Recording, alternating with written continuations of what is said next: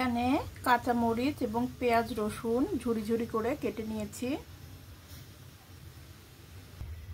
তেল গরম হয়ে গেছে, এখানে দিয়ে দিচ্ছি কালো জিরা,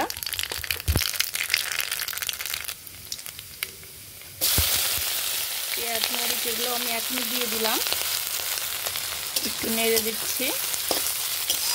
কি রেসিপি তৈরি হবে এটা জানার জন্য সাথেই থাকুন, আস্তে আস্তে দেখাচ্ছি যে কি রেসিপি বানাবো। খানিকটা লবণ আমি দিয়ে দিচ্ছি খানিকটা হলুদ। লবণ হলুদ দিয়ে আমি একটু নেড়ে নেড়ে দিচ্ছি।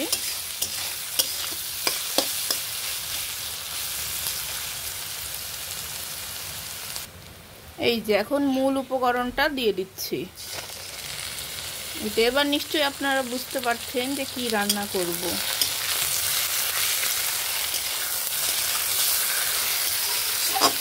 এখন এইটার সাথে এভাবে সুন্দর করে ভেজে ভেজে এটা ঝুরি করে নেব।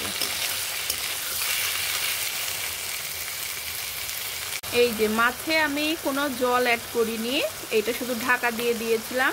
তারপরই নাড়াচাড়া করতে করতে এরকম ঝুড়ো হয়ে গেলে তারপরে কাঁটাগুলো, মধ্যের কাঁটাগুলো ফেলে দিয়েছি। তো এই মাছে একটু আদা বাটা দিয়ে দিচ্ছি ঝুড়িতে, কারণ মাছটা একটু গন্ধ গন্ধ লাগে। এরকম করে সুন্দর করে এটা ভেজে নেব।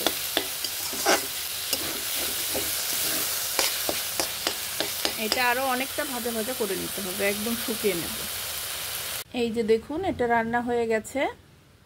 এর থেকে বেশি আর শুকাতে পারলাম না, একদম লেগে লেগে ধরছিল। তো এই তো এভাবেই নামিয়ে নিলাম।